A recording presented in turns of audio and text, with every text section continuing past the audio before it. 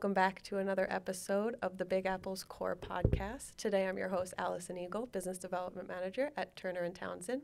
And today we have the extraordinary Nora Simpson.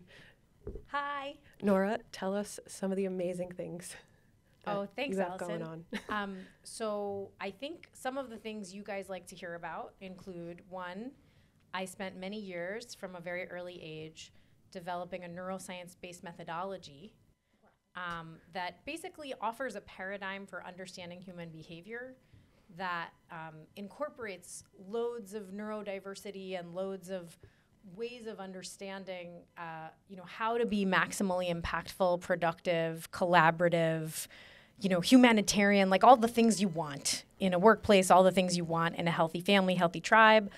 And I've tested that methodology with rural activism in Africa, Latin America, and South Asia, poor communities both in... Oh, thank you. Poor communities both in New York City and New Orleans, where I'm from, born and raised. And I've been very honored to bring this methodology into more than 700 companies. Wow. Across 80 industries on 5 continents over the last, let's say, 15 years, give or take. That's amazing. So it's been a busy, exciting time, heady time. That's fantastic. We're so happy to have you. It's so great to be here. Thank you so much for having me. Thank you. Why don't we start by diving a little bit into your methodology? Sure. So, so let's talk about it this way. I think that a really empowering way that the methodology immediately starts to offer insight for folks is when we think about how neuroscience can work for us in a team situation, in an achievement situation. The first thing to remember is that the brain is kind of like a computer running software that has been installed in our brains, in our bodies, without our permission. Right? I like how you put that. And that software is incredibly powerful. And it determines our perceptions. It determines how we define words, how we experience different circumstances. And one of the things that makes my methodology unique is that as I developed all these theories, one of the most important pieces I developed was realizing that we can't understand the brain without understanding the incredibly long tribal nature of brain development that goes longer than the 500,000 years that humans have existed, longer than the 2 to 8 million years, it's still being debated by anthropologists, that hominids, our closest ancestors, existed, and even all the way up to all of the primates that are our cousins and our ultimate ancestors 50 million years back. We have 50 million years of tribal brain development. And so there are tribal needs and tribal ingredients that our brains are being governed by, that in our current society, in our modern, very individual-focused society, in our modern, very individual-focused understanding of psychology, we have lost and a lot of understanding of that. When you say modern, can you maybe explain what we mean in terms of like globalization and what you're thinking of in terms of a tribe? Sure. I mean, I think I'm really thinking of 2 different eras of modernity. So the first era of modernity really begins with industrialization, and we could even kind of reach back to the Renaissance and Leonardo da Vinci and man is the measure of all things, and let our fingers do the walking through the history books and include Ralph Waldo Emerson and lots of like individualistic philosophy, and a lot of that stuff is just fantastic stuff. I'm not opposed to the exploration of the individual perception and the individual need for rights and freedom. John Locke, writing about freedom, Rousseau writing about emotions. These are wonderful, wonderful things. Sigmund Freud, inventing therapy, right? One-on-one discussions of our emotions with a private, confidential trained doctor. Wonderful, right? I'm very much in favor of all of that. I'm not saying those things are bad. I'm just saying those things brought our focus away from the tribal structures that dictated happiness and survival for our entire existence. And slowly, as we became more and more excited about kind of various modalities for pleasing the individual brain, we just kind of forgot that there are these tribal structures, and we kind of forgot that there's really particular marks to hit inside the brain within tribal experience in order to feel that sense of fulfillment, that sense of balance, and most relevantly, child-rearing.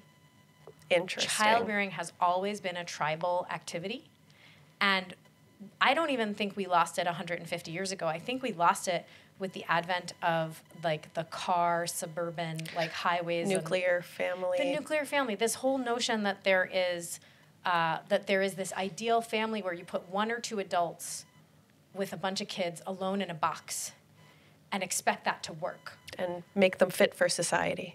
Right, and sort of say if you're uncomfortable or you're not fitting in or if you're having a lot of unpleasant experiences, that's on you. That's not our problem. Correct. And so then you get, mother's little helpers, you get moms popping pills to just deal with the stress, you get dads drinking at night, you get basically the entire 12-step recovery movement, right? Yeah. You get alcoholism in huge numbers. You get people growing up and saying, I'm an adult child of alcoholics, and they're not wrong, Yeah. But it's just this massive intergenerational impact that we now see.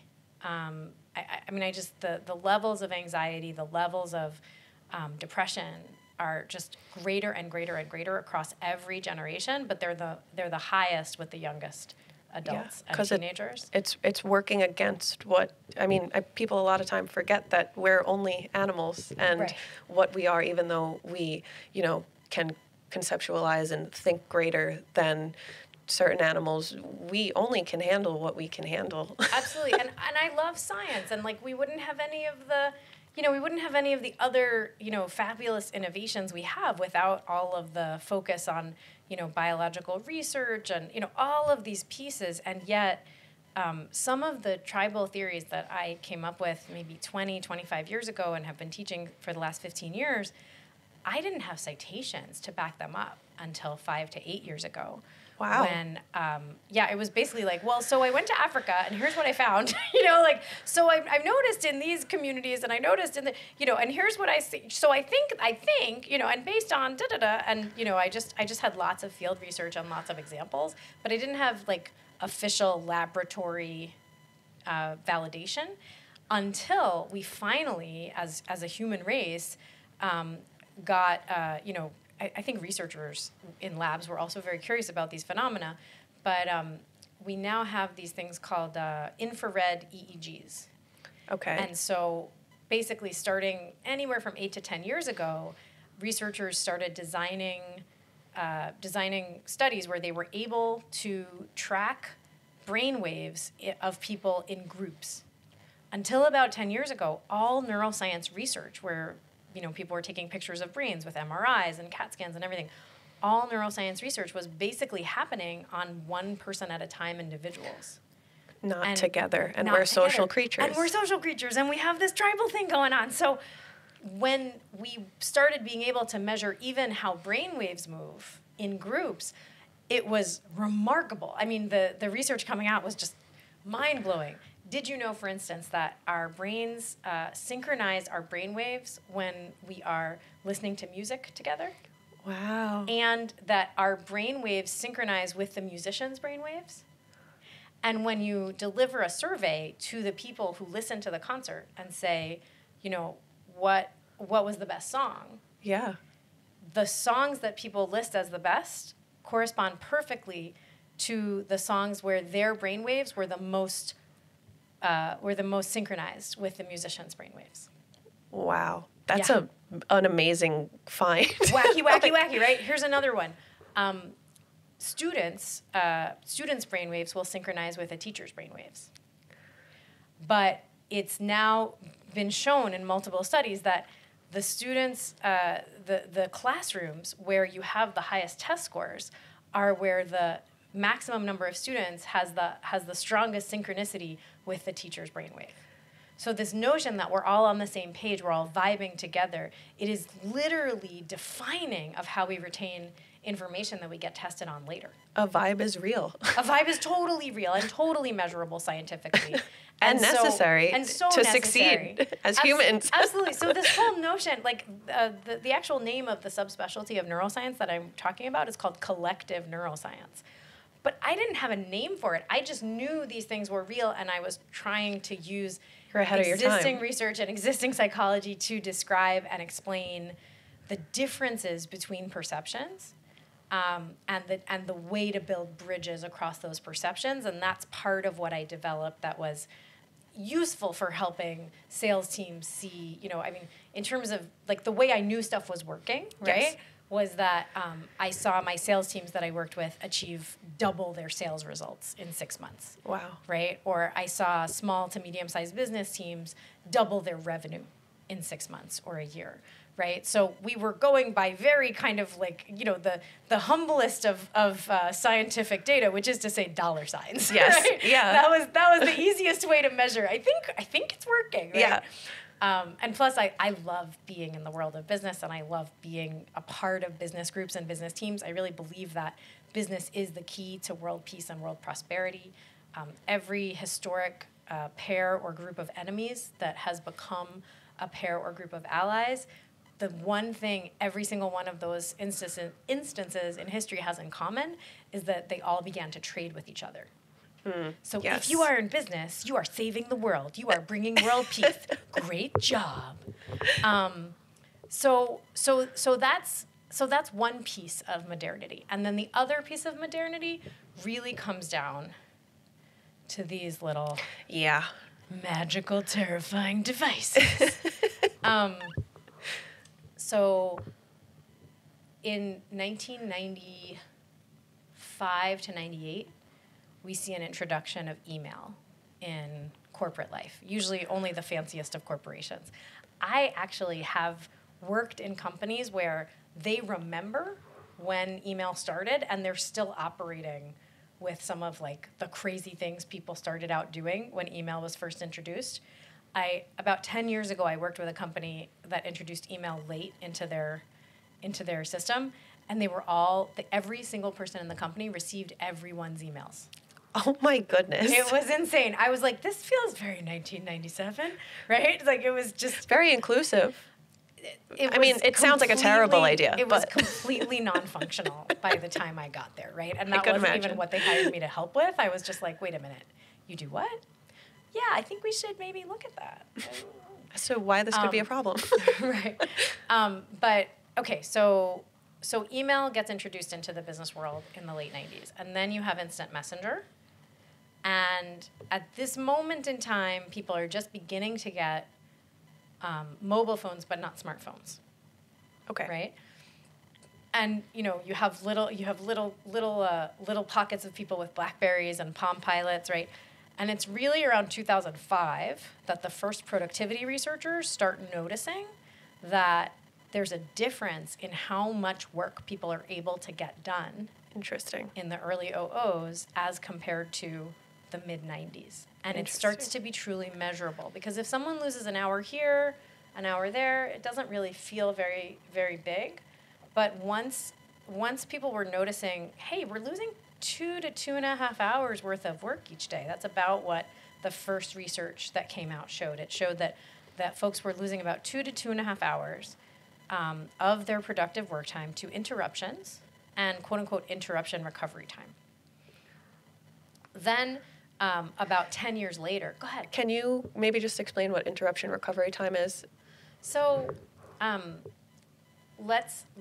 so there's a wonderful researcher named Gloria Mark who does a lot of very fascinating studying of all this. And she defined a notion called the work sphere, right? So you're in your work sphere and you're working on a project, and you're going, okay, I have to draw up this proposal, let's say, and I need to find out what is the what is the square footage of the blah, blah, blah building? So I Google that, and I look up the DOB blah, blah, blah, right? And I go to there. So you're switching individual tasks. You might make a quick phone call as related to the project. Hey, by the way, I was wondering, hey, Angela, do you know if da-da-da-da-da, that kind of stuff? That's all within the work sphere. Understood. Something that takes you out of the work sphere, something where you have to forget about the proposal and go answer someone else's question who's asking you about a completely different thing. By 2012, 2014, those interruptions are happening approximately every 8 minutes. Wow. And it takes, on average, 30 to 34 minutes to get back into the work sphere that you were interrupted from. So back to your original data. Yes. It sounds like not a lot of work is getting done if it's every 8 minutes. Right. Or well, so 2005, it's very broken the up. estimate was that people were losing about 2.5 hours a day. By 2015, it was closer to 4 hours a day, bordering on 5 or 6 hours a day, depending on the sort of style.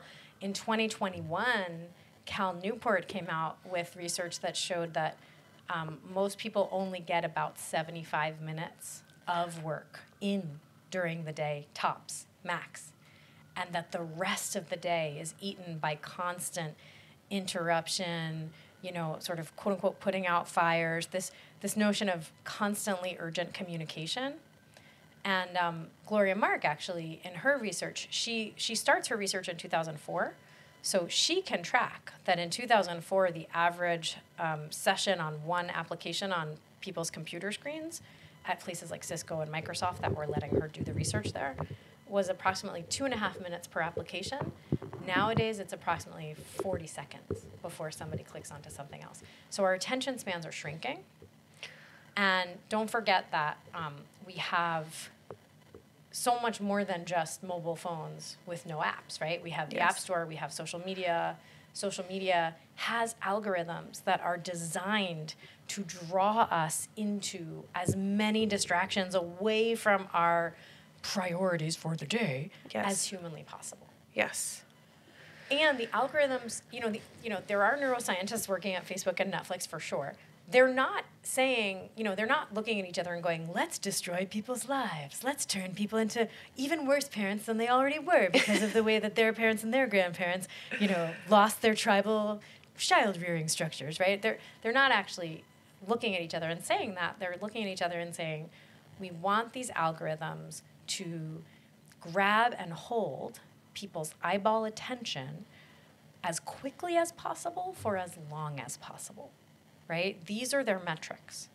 It turns out that the fastest way to grab attention is going to be, and they didn't program it this way, it's just that the algorithm is designed for speed, right? Mm-hmm. So the fastest way to grab attention involves triggering hormones that are related to anger and fear. Great. Well, look at our country right now. Look at how much anger there is. Look at January 6th. Look at the college campuses. There's so much anger, there's so much fear, there's so much enemy assumption, right? You are my enemy. No, you are my enemy. Yeah. Oh, this violent thing towards you that is not part of my ethnic group. No, I'm going to go back and you wouldn't be violent with you. It's terrifying. And yes. I say this as the daughter of a civil rights lawyer, who grew up in Louisiana in the movement, right? Who grew up around peaceful protest constantly. But for me, as someone who studies hormones and who studies human behavior as it is affected by the most impactful experiences in our society, and I really do believe that this is the most impactful piece of technology for maybe the last 500 years, maybe more. Yeah. Looking at what's happening right now, I don't see coordinated groups of people looking to bring progress. What I see is hormones running wild.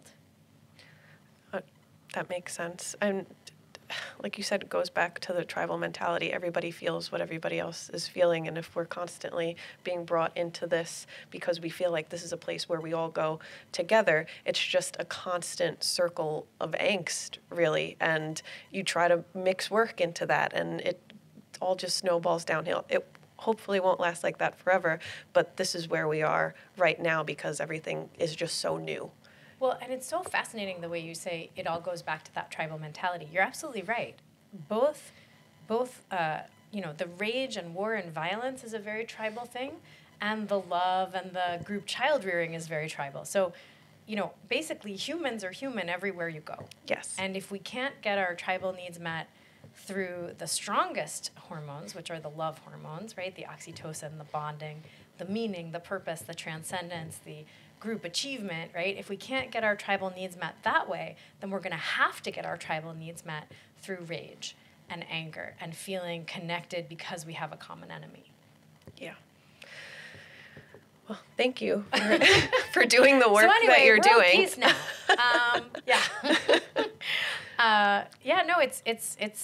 It's humbling and it's sobering.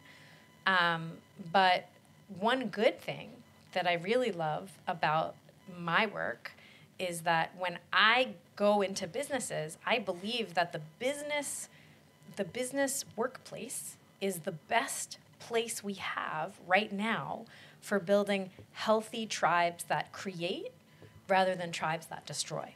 That business teams are the closest imitation of the ancient tribe. Okay. That we have in our modern day life. So the physical workplace comes very much through into that, and how we design it and how we accommodate everybody within that workplace, and harness that tribe mentality in order to push society forward. Can you talk about the design a little bit and what you've seen and how you help people? Yeah, absolutely. So I'm not a designer, though I love bringing neuroscientific perspectives to support designers for sure. I think that we're at a stage in our kind of work-life experience where work from home at least part of the time is here to stay. Mm-hmm. And that flexibility, I think that flexibility is wonderful. I'm not anti-work from home, but I am pro-tribal positive experiences. And I do believe that there are really particular ingredients to healthy tribe, and we don't have to have the perfect balance of these good ingredients at all times. We just have to have a good enough balance of these ingredients, and they can be good enough ingredients and good enough balance, and we'll have really productive, powerful experiences. So those ingredients are a shared vision, accurate information about the actions we're taking, mutual supportive interaction around the actions that we're taking, and then specific structures for timely action based on good information and good and positive interaction over time that lead us to achieve vision upon vision upon vision, right? Goals upon goals upon goals. So I call that clarity, support, structure, and vision. And by the way, those are the same ingredients to every healthy childhood. We just have slightly different names. Instead of clarity, we say stimulation and learning. Instead of support, we say love and nurturing, right? Instead of, structures with timely action, we say healthy routines, right? Homework, dinner, breakfast, bedtime, right? Mm-hmm. And instead of vision or goals, we say, what do you want to be when you grow up? Right? Yes. And I say that as a mom, and I say that as a mom who has built tribes here in New York City for my kids and for the kids who go to my children's school. And, I try to bring this into every area of my life because I don't just study it and I don't just apply it for money. I actually believe it's the way that humans prosper and humans, do well in life. So that clarity, support, structure, vision, it becomes a very easy way to shape healthy behavior, healthy group dynamics. And then it just so happens that the way that we perceive the world will change depending on which of those 4 ingredients is appearing like it's the most important one to focus on. Gotcha. And so being able to switch between perception modes, because we all have all 4 modes. We all see the world a certain way when we need information and research. We all see the world a very different way when we hunger for transcendence and vision and creativity and the future. Yeah. We all see the world a very different way when we hunger for action and structure and rigor and specificity around our sequences of action, right? And we all see the world very differently when we're assessing how safe we feel, how loved we feel, how connected we feel to each other, how deep our relationships feel.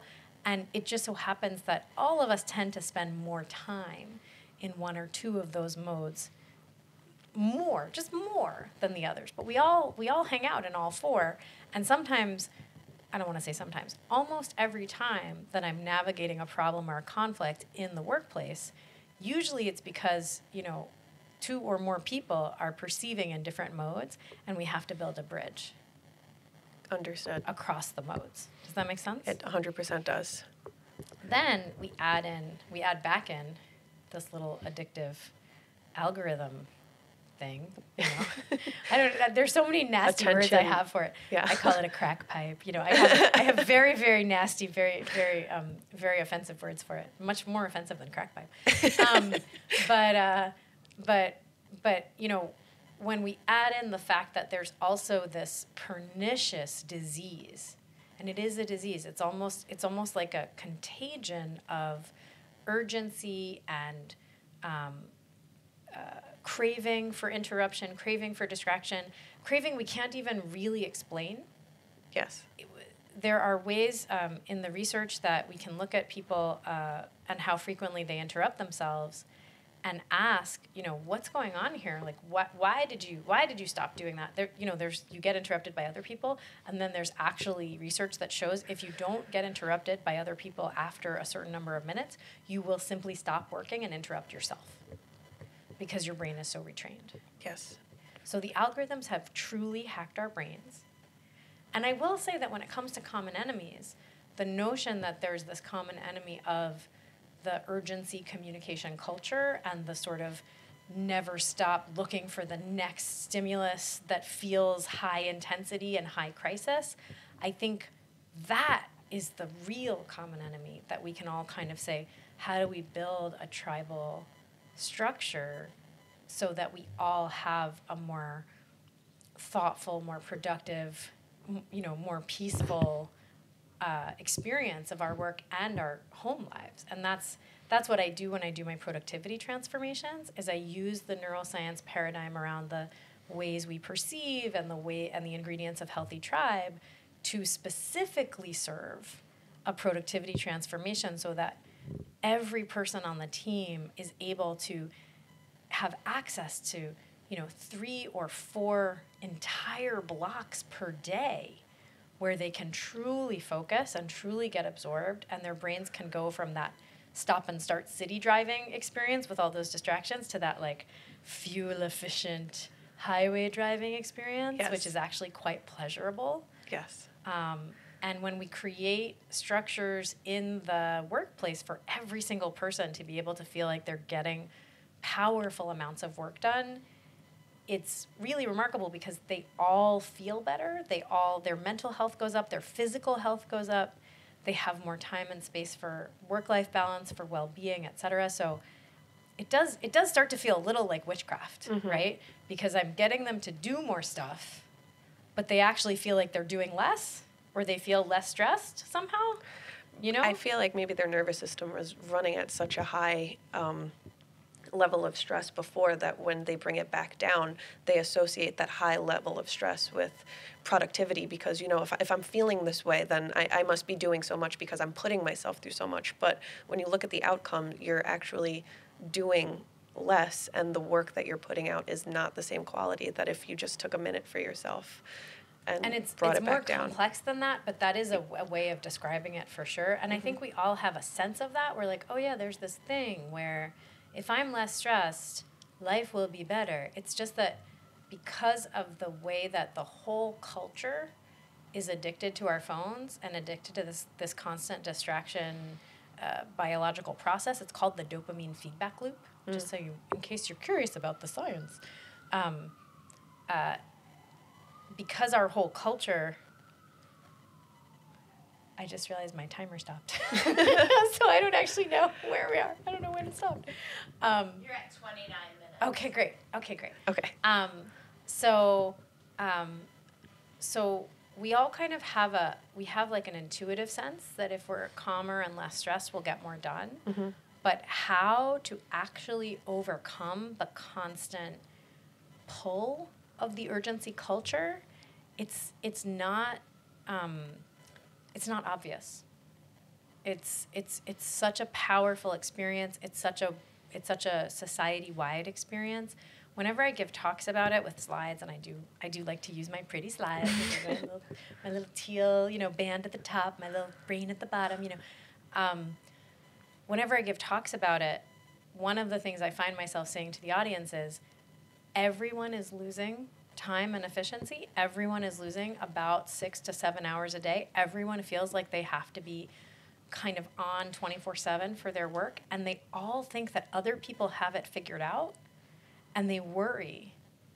Is this my secret? Am I less efficient than everyone else? And the sad truth is, no.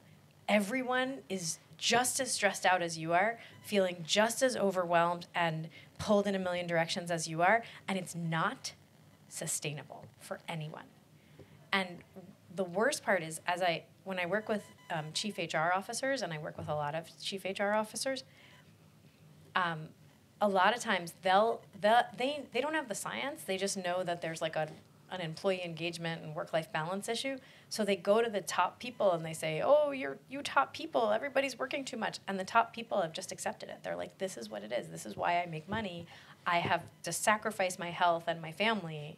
I'm just a workaholic now. Do they say the word workaholic? Usually not. But that's like the top people just assume, even when they agree to put in work-life balance pieces, mm-hmm. the top people just say to their CHROs, well, yeah, that's for everybody else. That's not for me. Yeah. And that's how they separate, right? That's how they separate the leaders from the staff. They're like, the leaders are the ones who are really grinding it out. We never take breaks, Yeah. And that's not functional. And those leaders are not delivering good work or making great decisions because we've lost so much quality and ability to this constant distraction. It's really cultural. It's really society-wide.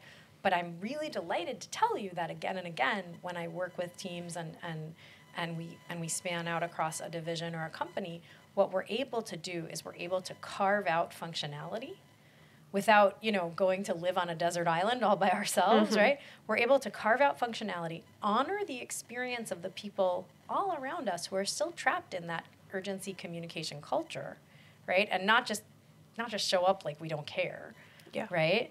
We're able to honor that really thoughtfully and really carefully because we have all these neuroscience tools and because we have, I have all these like neural pathway building tools that I've developed over many years for restoring sanity to people's brains. So yeah, that's what we do. That's what I do. It's really refreshing to hear that, and everyone could use your advice. Oh, you're so nice. Use your advice and guidance, and I mean, ultimately, it's going to be the workplace of the future because how we're functioning right now isn't sustainable in the long run. Absolutely. And a few years ago, we saw the Great Resignation. Now we're seeing quiet quitting. Now, even over and above that, we're seeing this new idea called resenteeism, right? Which is really finally naming how much resentment and anger and blame is coming up for folks in the rank and file experience.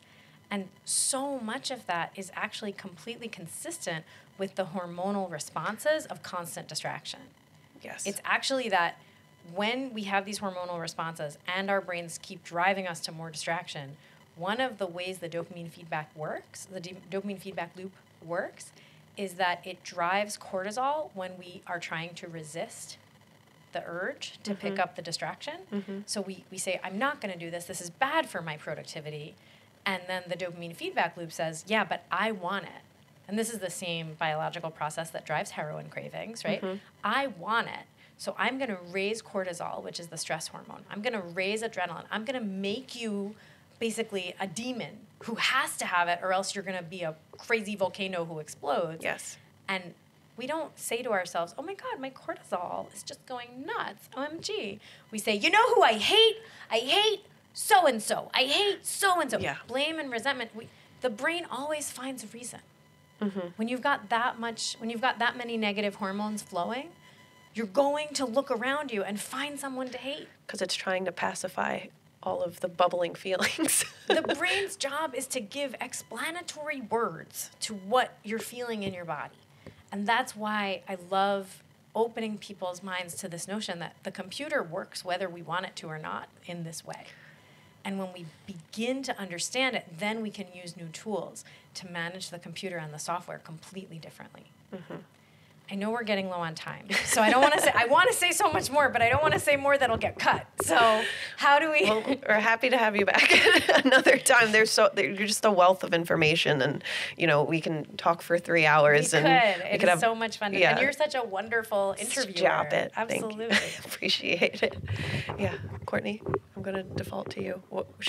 Do we want to just continue going and talk about neurodiversity and we can splice it, or? I would say maybe you could go it either way. I would say maybe 10 minutes and it could still be one episode. I think anything past 10 minutes you can probably cut it. Why don't you ask me one more thing about neurodiversity, and then you can be like, thank you so much for coming, blah, Okay. blah. Does that sound good? Yeah. This is perfect. Yeah, okay. So a lot of what we were talking about is in terms of the workplace. And when we think of the workplace, just maybe classically, when we're thinking about person, it's a neurotypical person. But a lot of the time, and more times than not, there are neurodiverse people within the workforce that we need to accommodate for, because they are some of our best workers. For sure. And have the best ideas and are able to analyze things at levels that, a neurotypical may not specifically identify. Correct me if I'm wrong. No, you're spot on. And you know what's great about neurodiversity and the neurodiversity conversation as we are having it is that we're expanding our definitions of neurodiversity every day. Mm-hmm. So now we're starting to understand that, when someone comes with, some high-functioning autism, or when they come with some intensive ADHD, the way that I talk about that stuff is I say, look, every quality in a human brain is both an asset and a liability. It's always going to be that way, right? Mm-hmm. Every quality in a personal style is going to have assets and liabilities. If it didn't have an asset, if it didn't have a purpose, it would not be there. Mm-hmm. And really having that appreciative inquiry about understanding just how special it is to have many different talents on a team, to have many different assets in people, in a family, in a tribe. When we really appreciate the diversity of our humanity, I think in general life is better. Right? Yes, absolutely. Now, I invite you to consider that because of these, terrible smartphone experiences that we're all going to be, tied to for the rest of our lives, it's just a question of how we define our relationship to it. In terms of our smartphones, we are now kind of functionally ADHD across the population. Okay. But there were always people who were ADHD. We just called them great at sales, right? 50 years ago, right? We just called them the life of the party. Yes. We just called them, people who knew how to work a room. Yes. Right? And they do, and we do, right? Because I certainly qualify, right? I'm at a party, and I know that my ADHD brain, after a few minutes, will go, who else should I talk to? Who else? Yeah. Who else, right? That is a huge asset. Mm-hmm. And we just used to hire those people and call them, great sales folks. Mm-hmm. In terms of the autism piece or the sensory, the intensive sensory sensitivity pieces, a lot of those things, some of those are connected to our modern world and things like pollution, but a lot of those things are merely, we've always had people in the tribe who were much more interested in counting the cola nuts. Yes. Than they were in participating in the hunt, right? And you know what? We as humans, benefited so much from the people who loved counting the cola nuts, because it was those people that the tribal chieftains would go to say, do we have enough cola nuts for the winter, right? And are we going to make it, right? And what do we do if we don't, right? So again, we have new names for these things, and we have names for them. We have names that go back 50 years. We have names that go back, 5,000 years. But really, there are very positive ways to understand the varieties of talents and the very normal human limits and human needs that come with talent, right? And really, so much of what we're learning in the modern workplace, it's almost like we have this paradox of infinite capacity, infinite possibility. So part of what we're discovering is how to actually be honoring of both the capacity to contribute, and the very real truth about each one of us having needs. Mm-hmm. There's nothing wrong with having needs, you know. And everyone's needs are different. Right. Everyone's needs are different. Some people need a lot more quiet when they're working. Some people need a little bit of background noise when they're working. That doesn't mean that everybody doesn't benefit from having certain types of access to focus flow state, right? But that focus flow state might look different for different people with different neuro profiles, right? So really understanding, you know, unfortunately, America is such a unique place, right? America of the last 50 to 70 years has been such a unique place for compared to the history of planet Earth. Yes. This whole notion that like there is this way, that we all are a certain way and we all wear a certain kind of haircut and we all wear a certain kind of clothing and we're all the same. It's ridiculous. Yes. It doesn't make sense. It doesn't make any sense. And I love that we're finally kind of in a conversation across the world really where we're saying, hey, we get success from building with lots of different humans. And we need to completely let go of the notion that acknowledging the fact that humans have needs is somehow an indicator of weakness. Yeah. It's what makes us stronger and how we better solve problems when we have all these different views and needs, and we learn so much about ourselves and each other as a whole and we can how to better work. We can just honor the fact that we all have slightly different needs, and it doesn't have to be a big drama.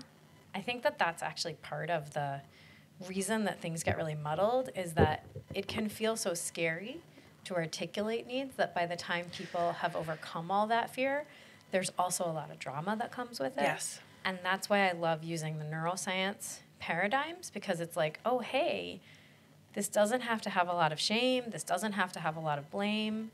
This doesn't have to have a lot of drama. If a lot of drama is coming up for us, it might have more to do with the way our moms and dads didn't do a good job of acknowledging our needs, right? Yeah. You know, our bosses are not our moms and dads. Yeah. And, you know, I know plenty of people who have better bosses than they had at moms and dads, right? So, like, I understand that sometimes it's easy to confuse those two. But at the end of the day, when we all get to this place of saying, wow, I'm a human, these are my strengths, these are my shortcomings, you know, these are my talents, these are my needs, and we all work together, and we all work together to achieve this thing that's greater than all of us, it's remarkable to me how simple the answers become when we all just have an opportunity to focus on the simple ingredients of tribal growth and achievement. And it is so fulfilling, and it hits such deep, powerful experiences for every single human being to feel like what's inside us makes an impact on something that's bigger than us on the outside. That's a tremendous experience, and that's always what the goal is with all of this neuroscience work, is to get people to that experience day in and day out. And then it's remarkable to see just how capable individuals and teams really are. Amazing. Well, thank you so much for coming today. It's such an honor to have you here. And, you know, the work you're doing it's just the beginning. Everyone is going to be needing you. It's such an honor. We need you now, but it's such an honor to do this work, and I love working with humans. Humans are so much fun. Yay, right. Humans! Woohoo! Woo. All right. So at the end of every episode, we do something called a New York Minute. So basically, I just ask you rapid fire questions about New York. Okay, I'm ready. To start, what's your favorite New York City movie? When Harry Met Sally. Amazing. What is one interesting fact about yourself unrelated to the work that you do? Oh, okay. I have 10 kids a week in my house. And only 2 of them grew in my body. If you could go back and tell your 18-year-old self one thing, what would you say? Chill out. Keep working hard, but don't get so worried. Okay. Yeah. Great. What's your favorite New York City restaurant? Oh, my gosh. There's this really great place called Gazala on Amsterdam in the early 80s, like low 80s. It's really yummy. I like it. It's my latest new fave. Alrighty. Well, thank you very much again. Thanks so much for having me. All right. Hope to see you soon. Yeah, for sure.